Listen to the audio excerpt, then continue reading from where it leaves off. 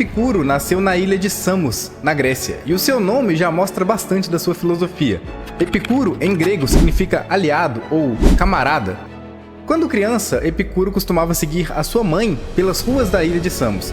A mãe dele era uma benzedeira, então ela ia caminhando ali pela cidade e benzia as casas, tentando trazer prosperidade e felicidade para aquelas famílias. Ali existia uma crença de que aqueles ritos que ela praticava então garantiriam uma vida, uma casa sem fantasmas, uma casa com alegria, com serenidade e com paz.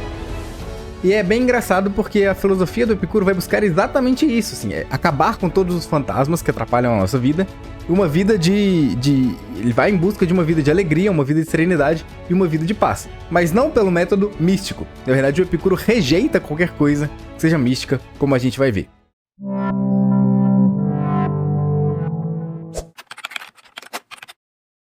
Então, aos 14 anos, o Epicuro começa a demonstrar assim, esse interesse pela filosofia, e aí ele vai para Atenas aos 18 anos, mas logo ele precisa voltar para a Turquia. Ele precisa encontrar com a família novamente na região da Anatólia. Então ele vai para a Anatólia, fica lá com a família, depois ele vai para Mitilene, onde aos 31 anos ele vai abrir uma escola de filosofia. Só que 4 anos mais tarde ele se muda novamente para Atenas, e aí agora ele fica em Atenas até o resto da sua vida, e em Atenas ele vai ter a sua escola de filosofia, que é a que vai ficar conhecida como o Jardim. São mais de 300 livros que o Epicuro escreveu ao longo da vida. Os relatos antigos mostram listas de livros que ele teria escrito, mas só chegaram até os dias de hoje 3 cartas que ele escreveu e mais alguns fragmentos.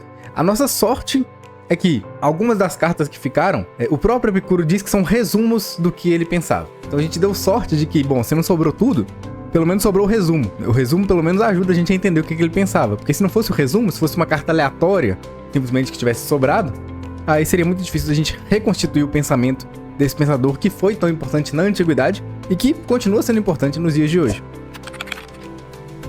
Eu não lembro mais se foi assim uma aula do ensino médio que o professor falou de Epicuro e eu fiquei encantado com aquilo, ou se foi quando eu comprei um livrinho amarelo, que acho que não dá pra vocês verem, é o livro da Filosofia, que se chama. Um livro de capa amarela, que tem vários filósofos e entre eles está lá a filosofia do Epicuro. E eu lembro que nesse livro, quando eu li o Epicuro, eu falei, caramba, esse cara tem coisas interessantes a dizer.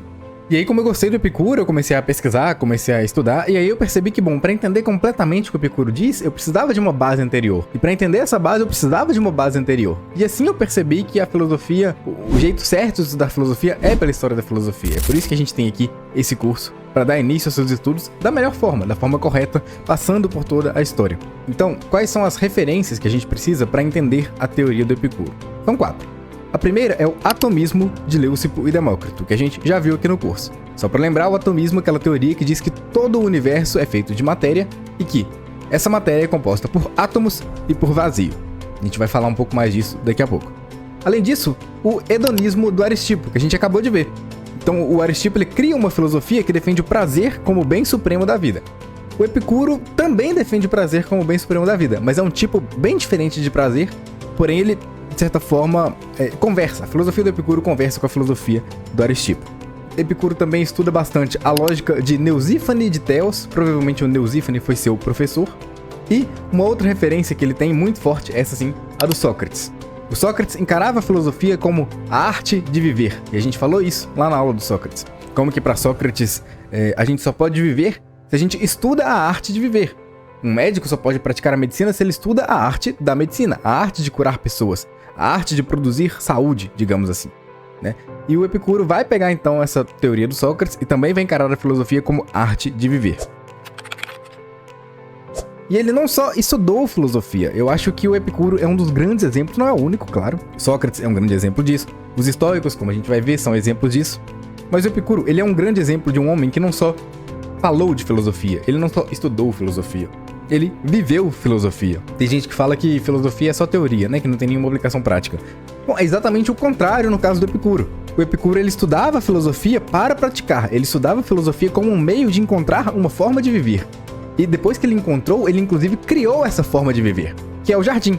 O Jardim é um lugar, uma casa ali na saída de Atenas, onde o Epicuro organizava reuniões, encontros entre ele e seus amigos, seus seguidores. Então ali tinha gente de todo tipo, homens e mulheres, jovens e velhos, ricos e pobres, inclusive escravos e prostitutas, que eram pessoas mais marginalizadas eram bem-vindos ao Jardim de Epicuro, porque para Epicuro não existia essa distinção de classes.